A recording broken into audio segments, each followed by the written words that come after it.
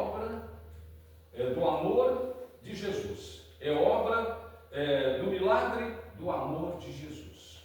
Mas se ele fala isso, então, toda a cura no planeta é obra do milagre do amor de Jesus, Bezerra de Menezes está nos dizendo que o planeta está doente. E o planeta está doente, irmãos e irmãs. E nós sabemos, né? O quanto o planeta está doente. E de quantas formas o planeta tem se manifestado para pedir socorro, para também continuar a sua trajetória, que daqui a pouquinho a gente vai ver nos ensinamentos de Jesus, que vida é movimento, e o planeta se movimenta, e as placas tectônicas se movimentam, e tudo mais se movimenta, e o planeta se manifesta. Então, aquilo que às vezes a gente acha que é um castigo, a verdade é a caminhada natural do planeta, com seus efeitos, com seus reflexos. Mas muitas vezes também é a reação ao tratamento que o planeta recebe. E aí vem a nossa parte. O planeta também está adoecido, como identificou Bezerra de Menezes, porque nós, irmãos e irmãs, estamos adoecidos.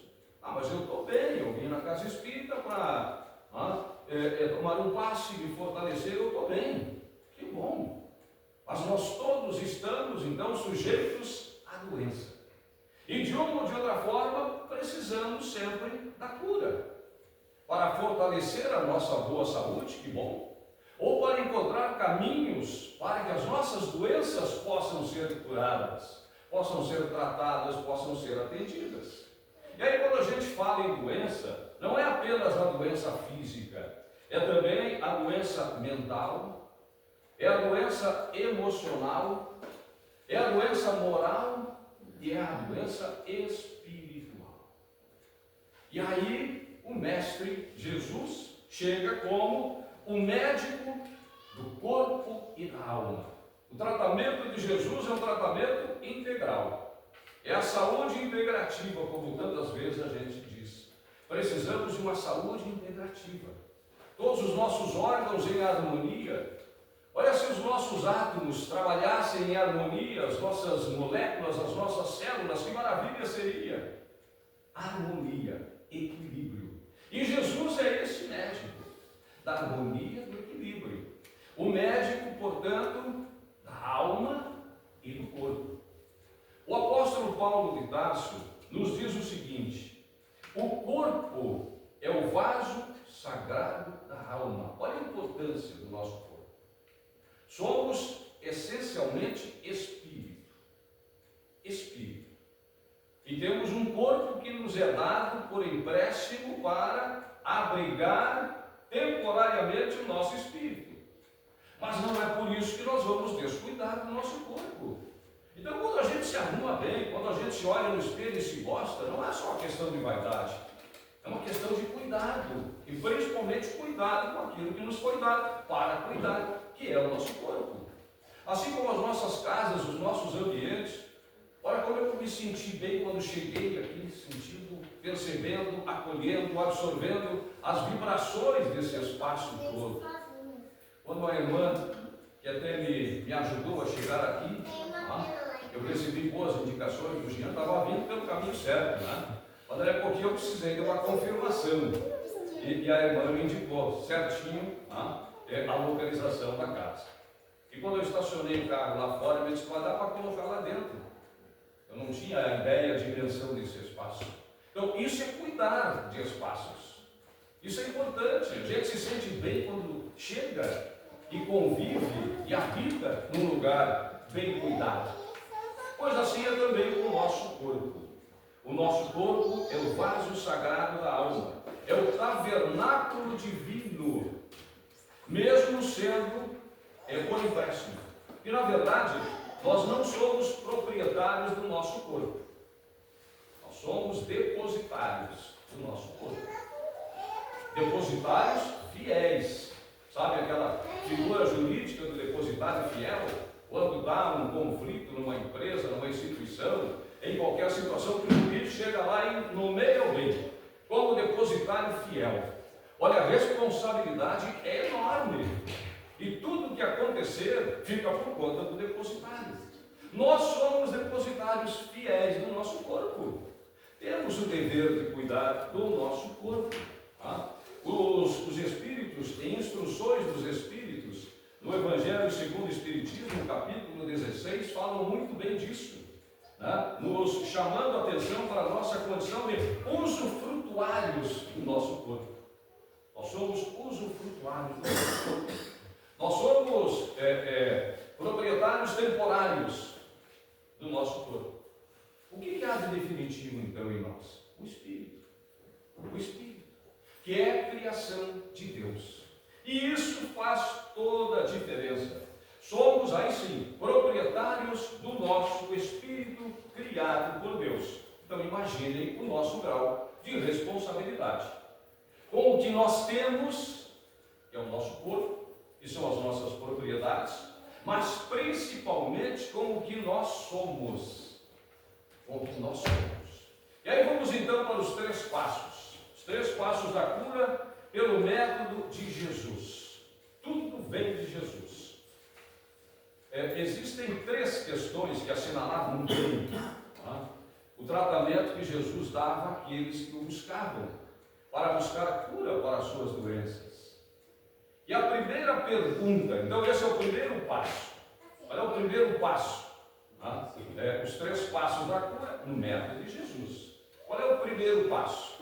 Quando alguém ia buscar Jesus para a cura, quando o cego foi procurar Jesus, o que ele iria buscar de Jesus? A recuperação da sua visão. Tá? Não é o que parece lógico? E é. Mas Jesus fez o quê? Jesus perguntou para ele, esse é o primeiro passo: o que queres que eu faça? O que queres que eu faça? Por que isso? As lições de Jesus para nos chamar a atenção para a importância das nossas escolhas, das nossas decisões. O que queres que eu faça? Nós temos que fazer escolhas e assumir a responsabilidade pelas nossas escolhas. Ainda hoje, agora, Jesus está nos perguntando: o que queres que eu faça? Quando às vezes nós clamamos, nós oramos, encaminhamos as nossas preces, as nossas rogativas, o que queres que eu faça? Ou seja, nós precisamos fazer escolhas e assumir sempre a responsabilidade pelas nossas escolhas. Esse é o primeiro passo. Jesus nos ensinou: pedis e recebereis. Então, para recebermos, nós temos que pedir. E para pedir, nós temos que saber o que pedir. O que eu quero? Imaginemos nós agora na frente de Jesus, e Jesus nos pergunta: o que queres que eu faça? E a gente não sabe. E perde a oportunidade. E quantas vezes nós perdemos oportunidade porque nos embasbacamos no momento de tomarmos uma decisão, de fazermos uma escolha. Então não é uma questão aleatória, é um exercício permanente do nosso próprio processo evolutivo, que nos ajuda na nossa caminhada terrena e principalmente no fortalecimento espiritual. Pedis e recebereis. E para isso, para fazer escolhas, é preciso que tenhamos bons pensamentos. Bons pensamentos. Agora, quando o irmão estava lendo esta mensagem inicial, ela está encaixada no espírito desta exposição. A alegria contagia. A alegria se expande, irradia. A alegria modifica, ajuda a que alcancemos bons resultados. A essência foi essa a mensagem. Assim como o pessimismo nos derruba, nos derrota e contamina. E não prejudica apenas a nós, mas prejudica aqueles a quem a nossa energia alcança. E isso é material. Isto é ciência. Isto é científico. Nós somos fundamentalmente energia, fontes de energia, com possibilidade de receber e com capacidade de transmitir.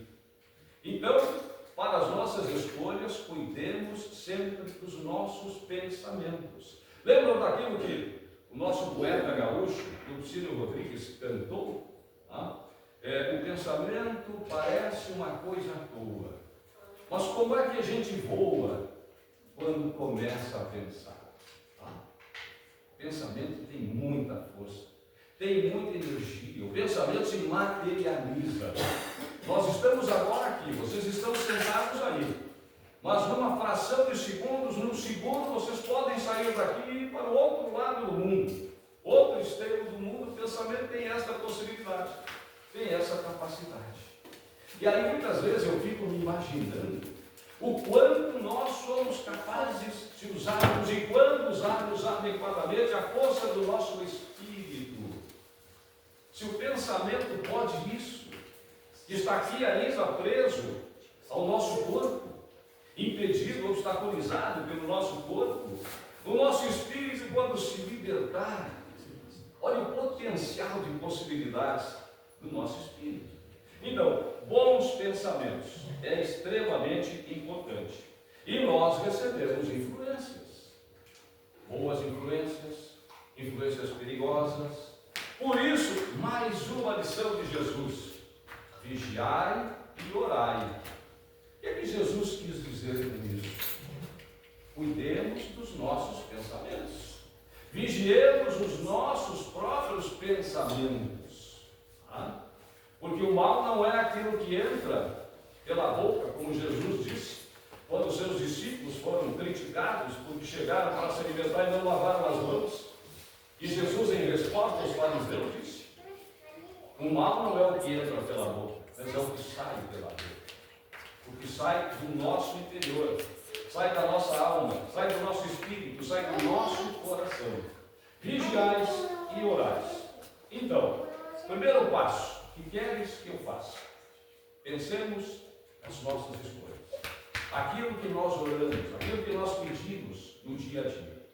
Segundo passo: depois que Jesus então promovia a cura, ou se transformava em instrumento da cura, Jesus dizia o seguinte: Jesus não saía anunciando: olha aí, mais uma cura, bota na conta de Jesus, bota aí no WhatsApp, para o mundo inteiro saber, mais uma cura de Jesus.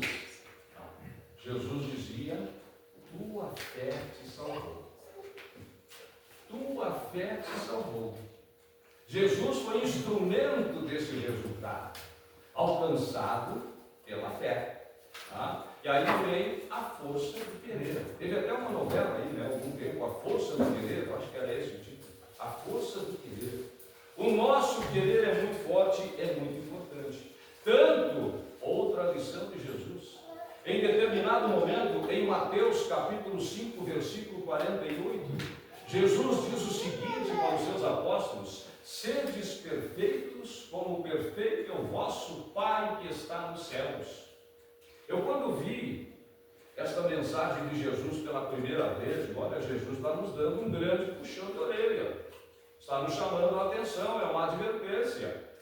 Não, na verdade, Jesus está nos alertando para a nossa capacidade, que é infinita. Olha, Jesus dizendo aos seus discípulos e aos que o ouviam: sedes perfeitos, como perfeito é o vosso Pai que está nos céus. Nos dá uma dimensão da grandeza que é a nossa capacidade, quando conseguirmos usar integralmente as nossas virtudes, os nossos dons, temporários ou eternos, como é o caso do Espírito, que é a nossa essência para a eternidade, para a imortalidade. E mais, Jesus diz mais aos seus discípulos, está em João capítulo 14, versículo 12: podeis fazer tudo o que eu faço e muito mais. Olha a humildade de Jesus. E de novo a visão de Jesus: podeis fazer tudo o que eu faço e muito mais. E nós sabemos, o que é que Jesus fez, como ele fez, o quanto fez. E a terceira observação, o terceiro passo: Jesus dizia o seguinte: vai e não voltes a pecar. Vai e não voltes a pecar. Por que se vai? Porque a vida é movimento. A vida é movimento, a vida é evolução, nós somos seres evolutivos. Precisamos usar bem essa nossa possibilidade, essa nossa capacidade. Água parada contamina, cria limo, gera infecção. Vida parada perde o sentido. Nós somos convidados a evoluir, a caminhar permanentemente. Toda a cura exige, então, nos 3 passos de Jesus.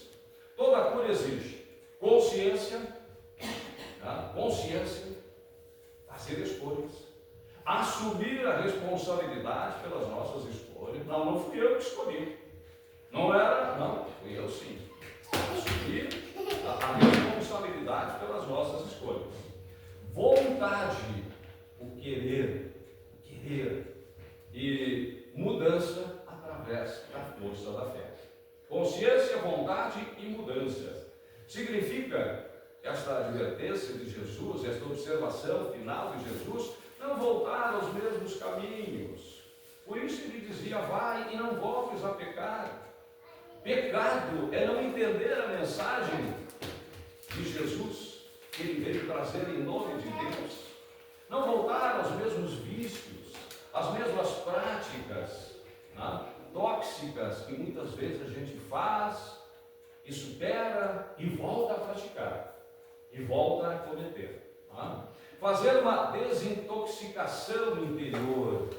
Olha como isso é importante, fazer uma desintoxicação interior. Viajar para o nosso interior. Assumir, termos coragem de assumir esta viagem ao nosso interior. Olharmos no espelho, mas não o espelho que nos mostra a nossa face material, mas um espelho que possa nos mostrar a nossa alma, o nosso interior, o que verdadeiramente nós somos. E se nós fizermos isso bem feito e tivermos a coragem de fazer, nós vamos ter muitos momentos de alegria, sim, mas também muitos momentos de absoluta tristeza, pelo desperdício da nossa capacidade, dos nossos dons. Quantas vezes enterramos os nossos dons com o medo de assumir responsabilidades? Guardar para não correr o risco de perder. Guardar para não correr o risco de perder. A vida nos impõe risco.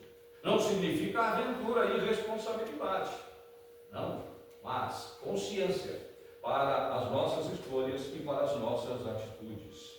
Enfim, encontrar ou reencontrar o sentido da vida.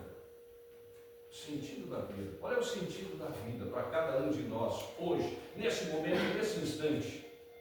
O que eu penso da vida? O que eu quero da vida? Quais as escolhas que eu fiz da vida e para a vida? Outro dia eu estava indo para o trabalho. E eu gosto muito de ficar observando e vendo as pessoas saindo também para o trabalho.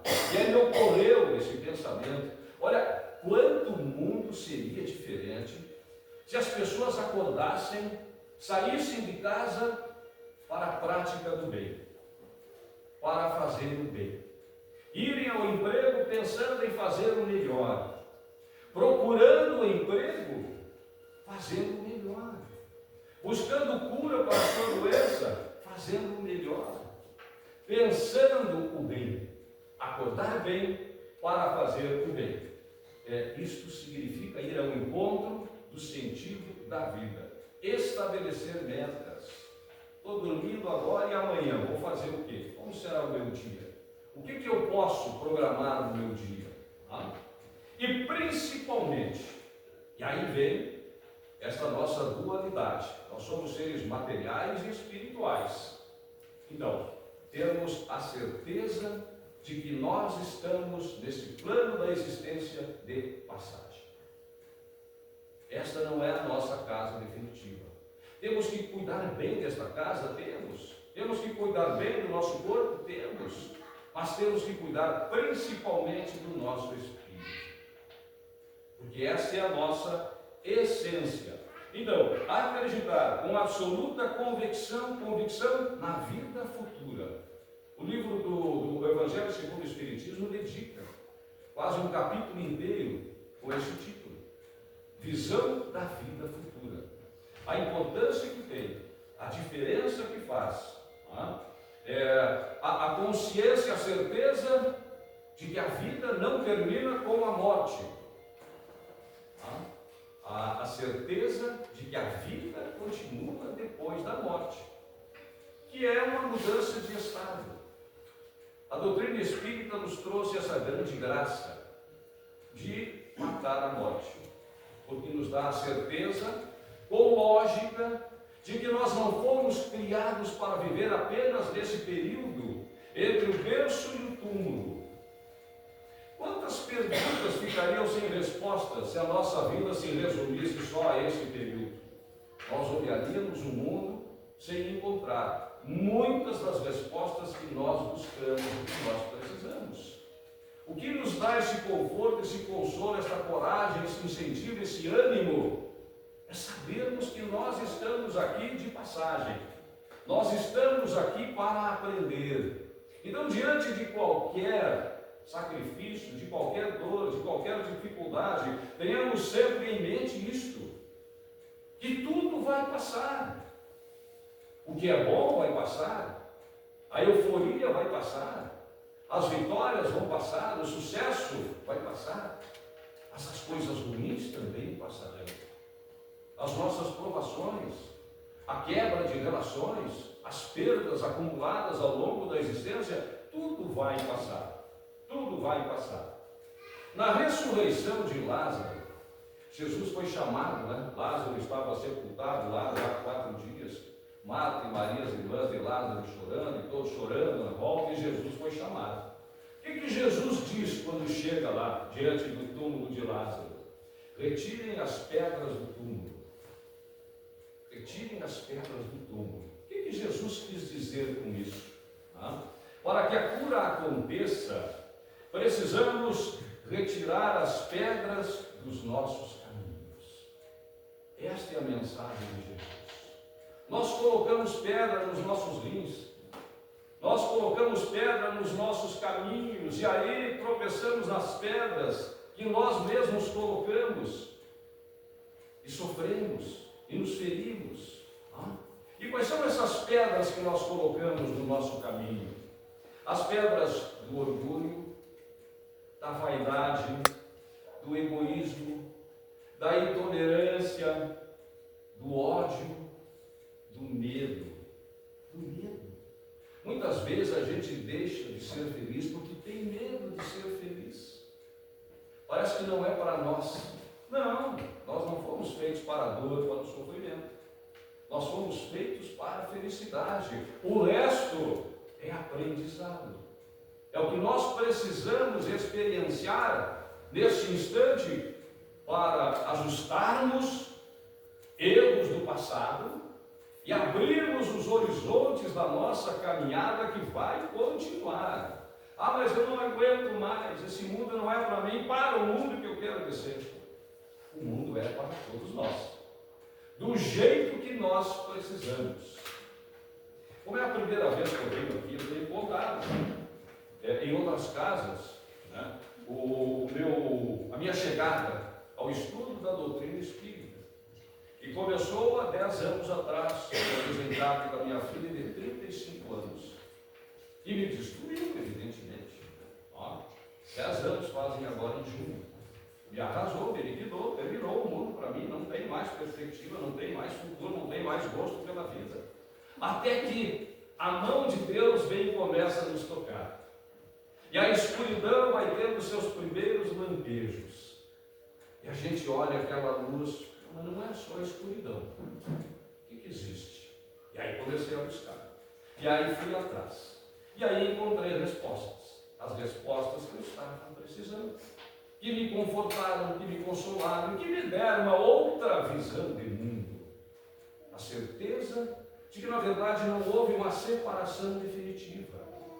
Houve um momento de um afastamento momentâneo, mas que será recompensado pela graça do reencontro. Esta, entre outras coisas, é o que a doutrina espírita nos oferece.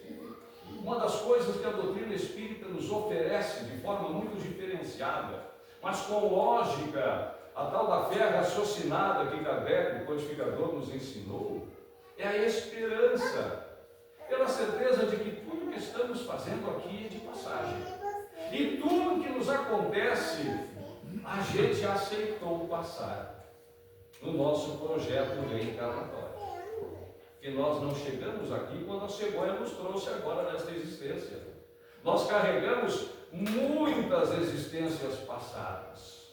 E vamos carregar, vamos viver muitas outras pela frente até chegarmos ao nosso destino. Uma criança de colo, como está ali, né, que nos remete a esta sensação da inocência.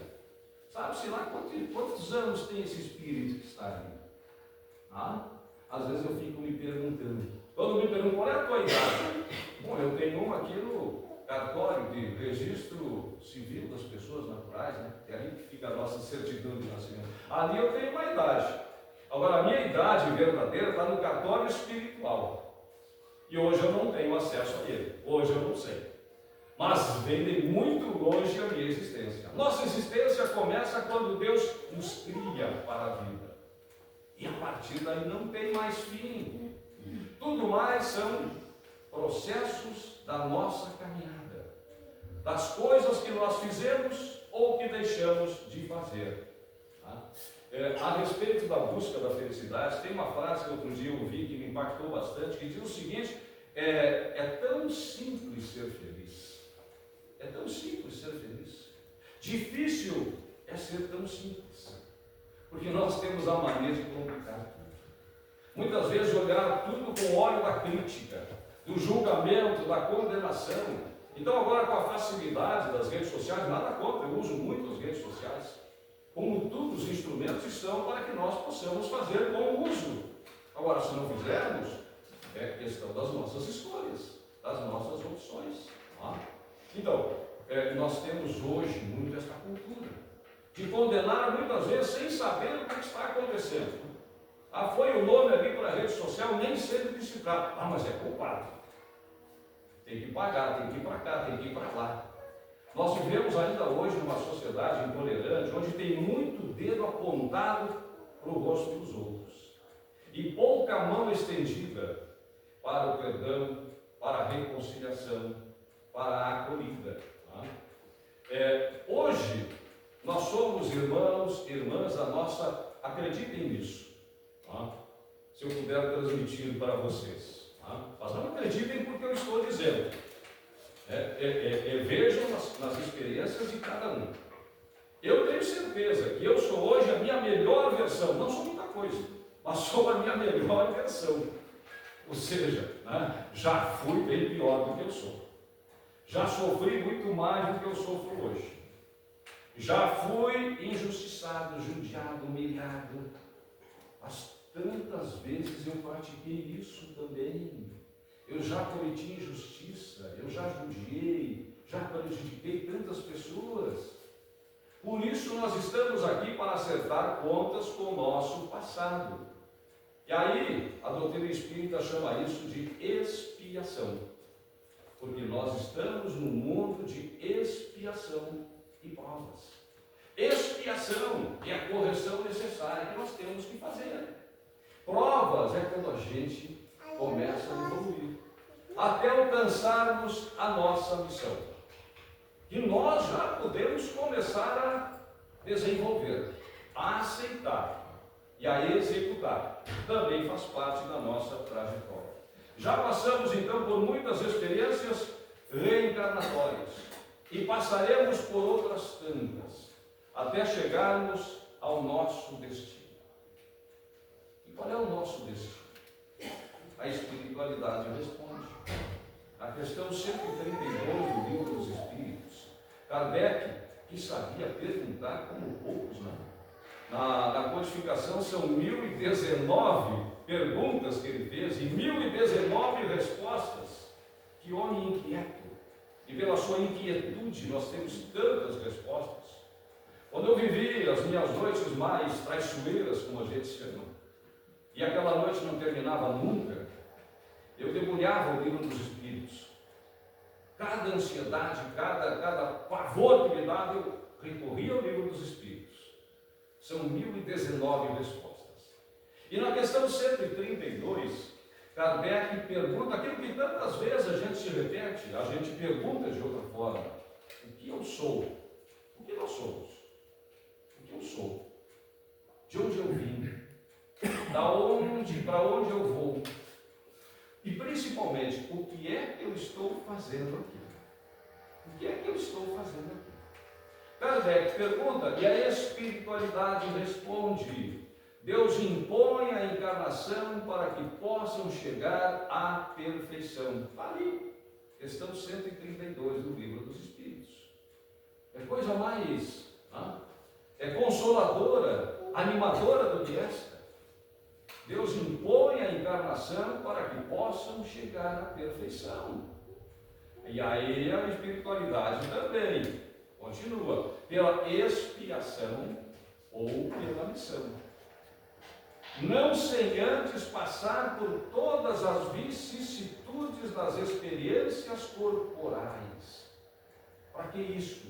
Para que nós possamos fazer as nossas próprias correções, nos adequar, sermos merecedores de chegarmos a esse destino. Porque Deus, e aí a espiritualidade completa a resposta, nos quer também como co-criadores. Então vejam a grandiosidade do que nós somos a partir da bondade divina, do poder de Deus, que é isso em síntese que nós estamos fazendo aqui. O mais é o nosso processo de aprendizagem, com as lições que cada um tem que passar. E eu sei, algumas são muito duras. São muito duras, das mais diversas formas.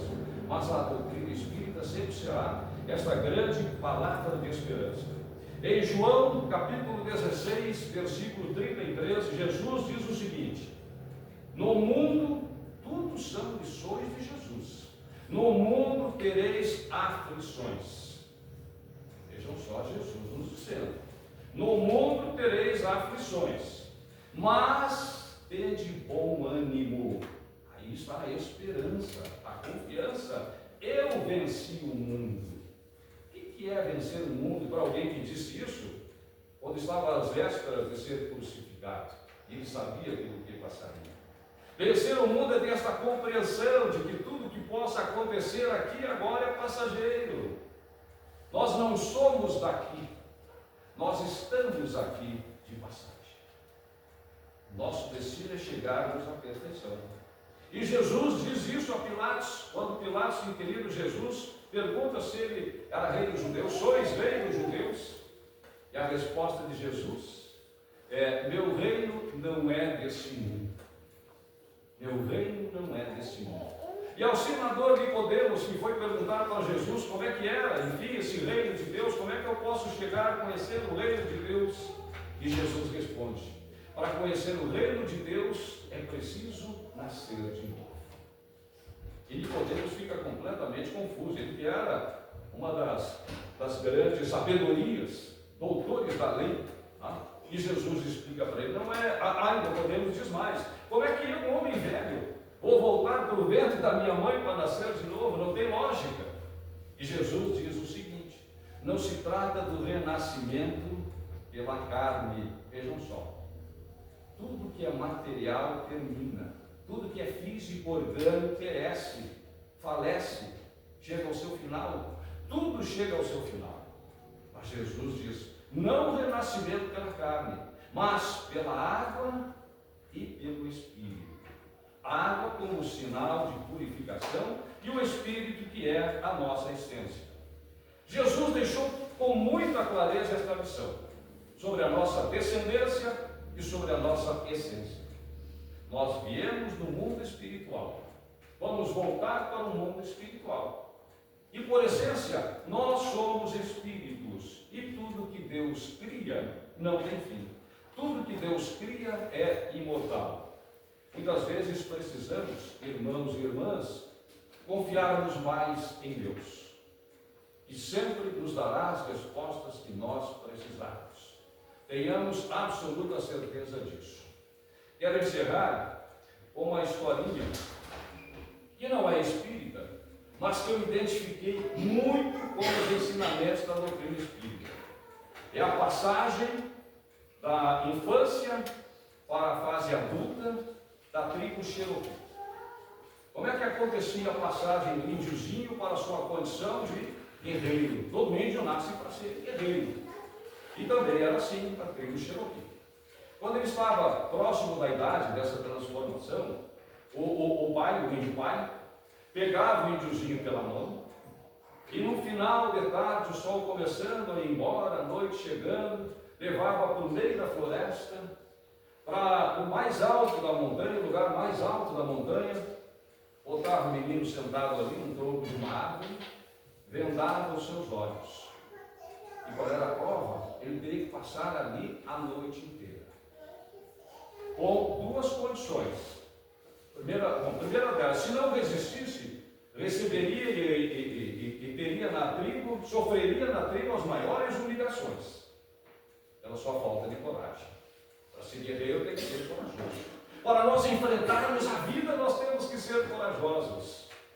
Nós temos que ter mais coragem do que os nossos problemas, do que as nossas enfermidades, do que as nossas doenças. Então ele não podia voltar. E mais, depois de encerrada a prova, ele não poderia contar na tribo a sua experiência. A experiência era pessoal e intransferível. E não é assim conosco. A nossa experiência é pessoal e intransferível. Quando a gente enfrenta um problema, às vezes pessoas que enfrentam o mesmo problema têm reações diferentes. As nossas experiências são pessoais e intransferíveis.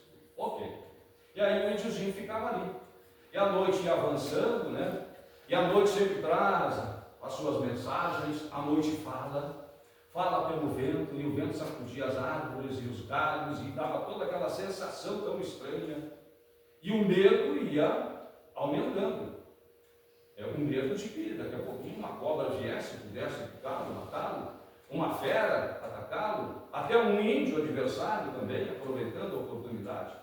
Assim, ia remoendo os seus medos e enfrentando a noite. E aquela noite parecia que não terminava nunca. Como acontece para a gente quando a gente está diante de um grande problema, parece que o tempo não passa. Ô noite ruim, venha logo a luz do sol e traga esperança. Isso acontece também com a gente. E o tempo ia passando, daí a pouquinho, pronto. As primeiras manifestações do sol já começavam a acontecer, os primeiros raios chegavam. E quando o sol brilhava na sua intensidade, que era o momento de tirar a venda, o índiozinho resistiu à prova, ele tira a venda dos olhos. E qual é a primeira coisa que ele enxerga? O pai. O pai. O índio pai do lado dele. O índio pai ficou silenciosamente a noite inteira protegendo o seu filho. Ora, se o índio pai faz isso, o Pai Criador faz isso pela gente. Mesmo que a gente não veja Deus, a gente tem que sempre confiar em Deus. Seguir as nossas intuições. Fazer o bem. Fazer escolhas. Assumir as nossas escolhas. E construir o caminho para que possamos chegar ao nosso verdadeiro destino. E Jesus nos dá mais uma lição quando diz: eu sou o caminho. Aqui eu precisei pedir para a irmã ali, né? Informação de como chegar aqui. Mas Jesus nos diz: eu sou o caminho, a verdade e a vida. E tenhamos vida plena, irmãos e irmãs, dentro das nossas escolhas e daquilo que cabe a cada um de nós. Que assim seja. Obrigado.